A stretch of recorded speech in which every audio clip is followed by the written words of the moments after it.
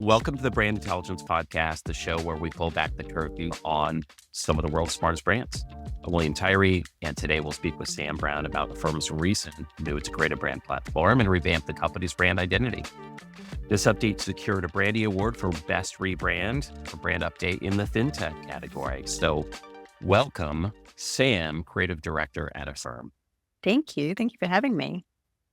It's so great to meet you. As we talked about before the show started, I'm a huge fan. I absolutely love the work that you're doing over there. And so it's a real pleasure for me. Before we get started, we like to ask all of our guests to give us a theme song. So if you were walking out on stage today to give a keynote address, what would that song be and why?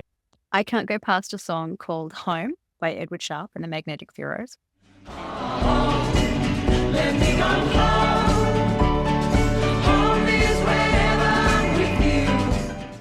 And the reason being, it just brings a smile to my face every time I hear it. And it reminds me of the most important thing in life, which is that of a successful relationship. In this instance, now, while this song is about a romantic couple in particular, solid relationships and how they make you feel relate to work lives as well. So when you get to build enduring relationships with work colleagues, it makes careers much more fulfilling. I absolutely love that pick. My daughter will tell you that I have played that song relentlessly. One of the things we like to do together is go fishing. And so whenever we're going in the mountains, we've got this fishing playlist, and that's the very first song in the playlist because it's ironic we're going away from home, yet when for us, when we're connecting in the outdoors together, that's just an amazing thing. I absolutely love it. That is awesome. That's going to set the tone for the whole fishing trip. I love that. It absolutely does. Cool. Let's talk a little bit about Affirm. For those who don't know Affirm, I'd love just to hear in your own words, what does Affirm do? Who does it help? Sure. Affirm is it's a payment network. So Affirm is a payment network for both consumers and merchants. Affirm's mission is to deliver honest financial products that improve lives. So consumers can use Affirm to take control of their finances, and merchants can use Affirm to drive business growth. There are a couple of key things that set Affirm apart. The first being honesty and transparency. People find this hard to believe, but Affirm will never charge consumers late or hidden fees ever. So from the moment someone checks out, we show consumers exactly what they're going to pay up front. The second thing that makes it stand out is that Affirm offers a variety of repayment plans and term options. So it's a very flexible payment network. Consumers can choose what works best for them, and we're able to support a wider range of transactions that merchants offer as well. Ultimately, Affirm believes everyone should have the chance to realize the power of their money. So every product Affirm creates is here to help people live life on their terms. That's great. You had me at no hidden fees. Yes, But I have many people at no hidden fees. can you tell us a little bit about how you feel Affirm was viewed in the market before you did this latest brand refresh? Yeah, of course. Affirm was founded in 2012. So since then, we've actually evolved a lot during that time. As leaders in the pay over time space, we knew that we needed a brand that felt relatable and meaningful to our consumers and something that fits into their daily lives. And we wanted people to see themselves in Affirm and recognize the depth of financial experience and expertise that we bring to the table. And so that's what we set out to build. Prior to the brand refresh, Affirm was seen at checkout, but it wasn't necessarily well known. When we think about how well known a brand is, what are some of the just basic things that your team looks at to determine that? Absolutely. One of the things we look at is aided awareness and unaided awareness.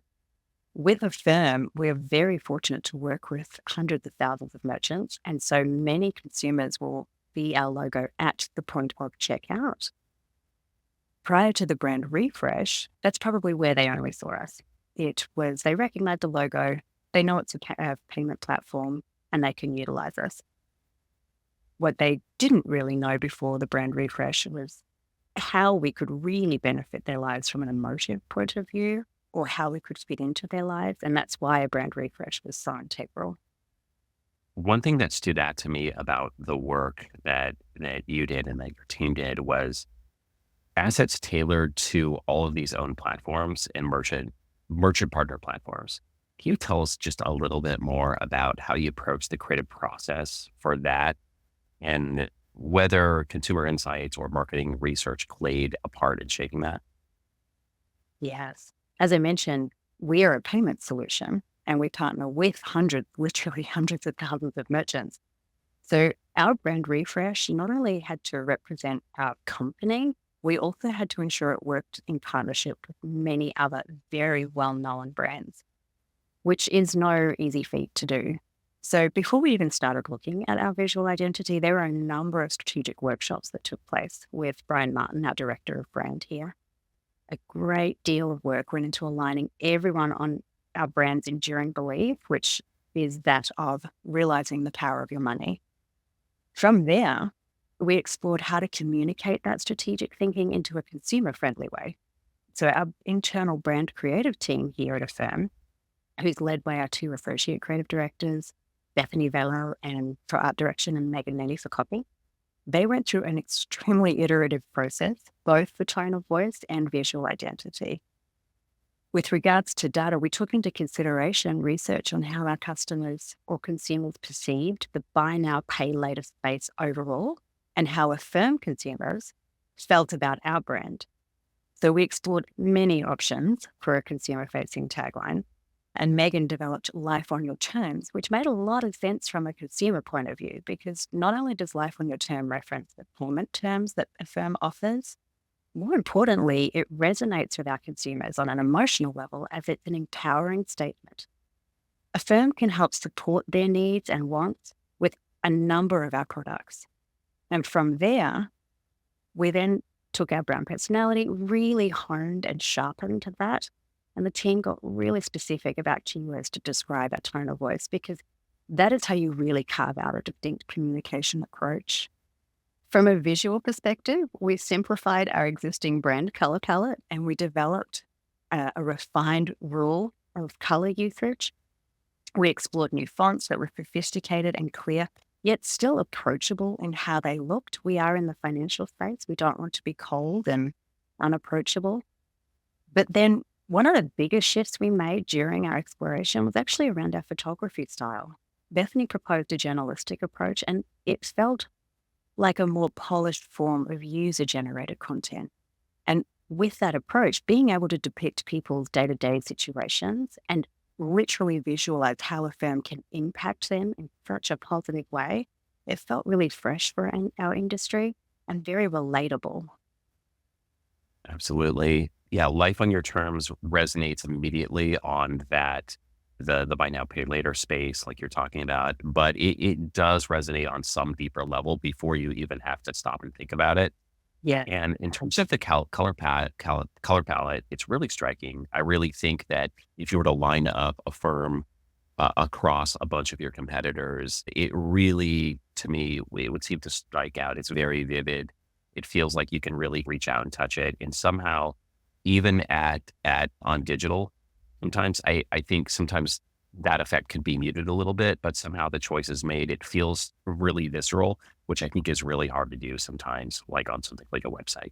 Were there any unique challenges that you faced during the execution of that brand refresh? Yes, there were. There were many. But one challenge that comes to mind actually wasn't necessarily an obstacle, so to speak. It was simply the challenge of asking a company of 2,000 plus people to update a brand as quickly as they could.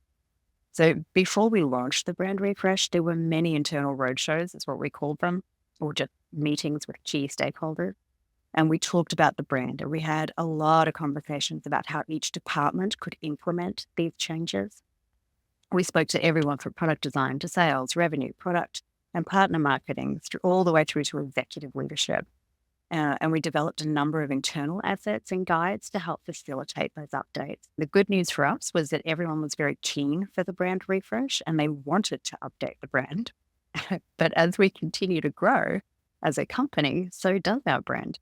We are constantly hearing back about what internal teams would like or need, and we continue to develop the brand assets as a result. It's amazing. Yeah, I hear you when it comes to getting consistency, brand consistency across. I think that often feels like I hate to bring in a football equation here, but it is the season, so I must. Feels like you're on the 1 yard line. You got to score this touchdown, and really, it feels like this big chasm to cross sometimes. For And sure. I think as marketers, we can start feeling like the brand police a little bit at that point. But man, it feels really good when you get last few stragglers to adopt the new look Feels or the new amazing. messaging. Yeah. I wish I could relate to your sports analogy, but I'm not fluid in sports speak, but I totally hear you. Yes, it does feel like an insurmountable task at some time. But when everybody gets on the same page and everyone joins and you see that brand consistency across every touch point, it is really rewarding. Yeah. You're the second brand leader I've talked to in the last month that talked about brand roadshow. What does that mean to you exactly? How did that manifest itself?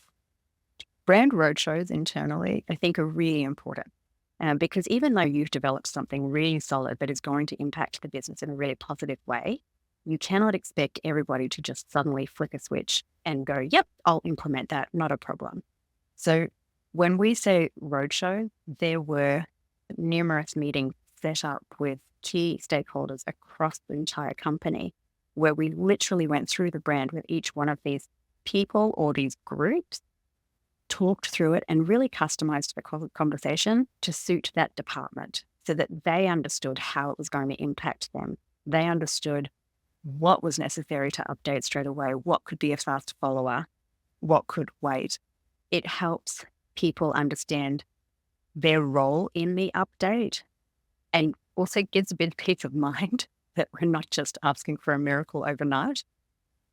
So having those roadshows or those internal meetings is crucial for alignment and to have people start to implement as quickly as they could. Got it. Yeah, it seems like it's especially when you're talking about a company like Affirm, I would assume that you have offices in multiple locations and you have a lot of employees everywhere. It seems to me like that really getting people to carve out time out for education and to hear the story that you're trying to tell is especially true. Do you get feedback? Say you're at the beginning of that journey, the beginning of the roadshow, so to speak.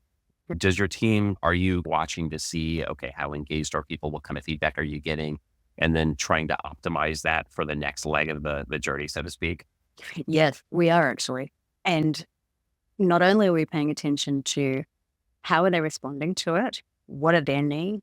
In our particular situation, we actually set up a Slack channel where different departments could reach out to us and say, hey, look, I'm trying to implement this, but I don't really know how to do it in this way. Or can I share materials with you? Am I doing this in a way that is on brand? And so we worked really closely with each one of the departments or individuals in particular. And once they started to understand how to implement it, then they were off and running because, as I mentioned, we were fortunate people were really keen to implement this brand update.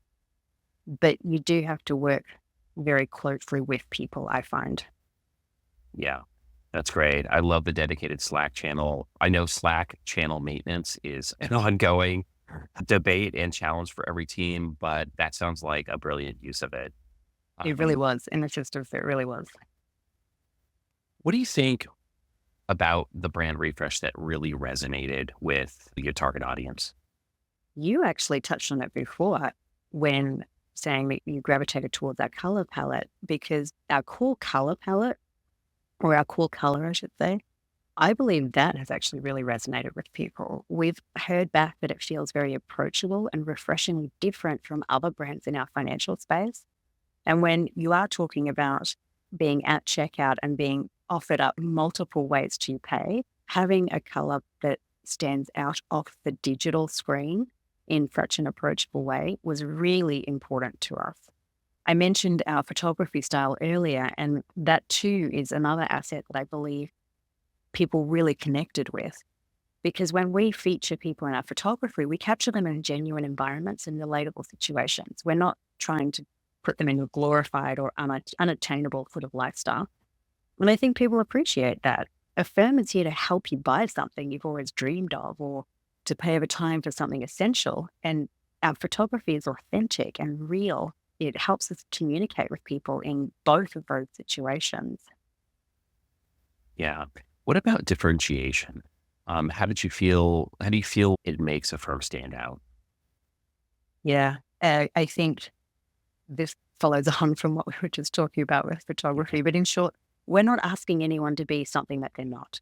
So our brand refresh, our brand is not a stylized persona, and nor is it focused on any one particular shopping vertical, for instance, because Affirm is we don't want to be isolating.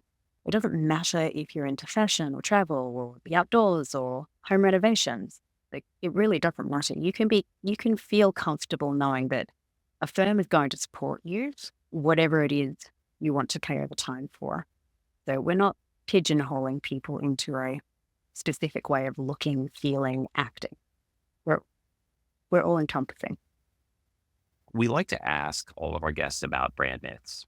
So, what's a common myth about brand strategy that you feel like everyone needs to know? I think it's very easy for people to think that anyone can do brand strategy. But what they don't realize is the level of refinement needed in this process. Brand strategy is about simplicity and value at the core, and you have to work very hard to find that one thing that a brand can provide that no one else can. And then you have to say that as simply as possible. And simplicity is something that humans in general find incredibly difficult to do. People can't help but want to add in supporting points or extra rationale. I will never profess to be a pure brand strategist. Those people impress me up the wazoo every time they find the white space to enter and how succinctly they can drill down into it. Yeah, I really love that point about how hard simplicity is. I see that Incredibly hard. every single week, whether it's our customers or our own brand. And they're really, for that reason, I hope that I know it doesn't happen today. And a lot of this has fallen by the wayside, but I'd like to see poetry reintroduced, all marketing programs at university worldwide, because there's nothing like a good poetry professor to help you really get down and get reductive and understand the power of minimalism. It's really important, not only when it comes to things like the brand messaging, but even with things like design, right? Mm. Overcomplicated design, there's almost nothing worse, actually. Yeah, your eye doesn't know where to end. You cannot scan a page. You cannot scan a spread. You need to direct the eye through something. And simplicity is so key. And it is, you're right, it is so hard to do. Yeah, completely. All right, brand compliance. So, as a company operating in the fintech space, I got to imagine compliance and regulation played a huge part in the campaign process. Can you tell us about what's the process like that for you as you're doing that? What's your engagement look like with compliance? Yeah. Yes. Brand compliance plays a large role in what we do because trying to say anything succinctly in the financial space is always a challenge. Brand refresh or no brand refresh. But it's also actually really important because we don't want to mislead anyone with vague ideas or we don't want to hide away important details. A firm's core value, one of our core values is transparency.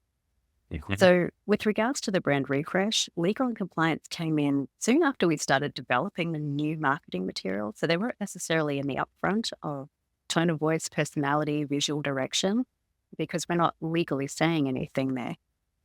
But when we actually started to implement it into marketing campaigns and marketing materials, that's where we engaged the legal and compliance team. A firm believes in putting people first and, as I mentioned, being fully transparent. So when it comes to legal and compliance, getting those folks in early on is always better. You can then work through things as opposed to completing all the work and then realizing you have to rework it all over again. And in our experience, 9 times out of 10, if you have a conversation up front, you can align on something and then move forward, as opposed to notes in docs where you then have to go back and have iterative conversation. So when working with that team, the earlier the better. We have a lot of financial services companies that we work with and bank companies. And it's interesting. It's given me a really appreciation for the legal and compliance teams that work with marketing on this, because it actually wakes you up a little bit as a marketer in terms of, okay, there's actually a lot of good work that had been done by people before us, actually in government, to set up consumer protections. And so filled with a little bit of gratitude on that, because that really benefits all of us. And then just like we work so hard to ensure brand compliance when we're at the tail end of a brand refresh or a brand compliance, that's what they're doing. These legal and compliance teams, they're really just trying to make sure that we're all seeing from the right song sheet and making sure that things are in the best possible way for consumers at the other end.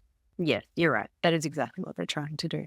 That's the little plug. I love my team and I want them to get as much credit as possible. Firstly, thank you for having me. This has been really fun. I've enjoyed every minute of it. But I could not do this podcast without expressing how grateful I am for the talented people that I get to work with each day at Affirm. And the success of this brand refresh is because of their passion and dedication. So some folks I've already mentioned here. However, as a core group of folks, I wanted to shine a spotlight on a few more today. So thank you for giving me the space to do. So Bethany Velo, Megan Nooney, George Tong, Ryan Quicklinsky, Larry Gonzalez, Katie Luke, Anna Bruskamp, Kat Green, and Brian Martin. I love working with these people and they are so talented, so dedicated. So this brand refresh is a credit to them. Thank you so much. Love it. That's lovely. And they are going to love you forever for that. So congrats to you and the entire team. It's terrific. It's been such a pleasure having you on the podcast. Thank you so much for coming on and talking about your great campaign. Thank you for having me. I've really enjoyed this. So that's it for today's episode. We hope you enjoyed it. Thanks for tuning into the Brand Intelligence Podcast. Please help us out by rating and reviewing us on Apple Podcasts. To listen to more episodes and to learn more about Intelligence Bank, visit us at intelligencebank.com.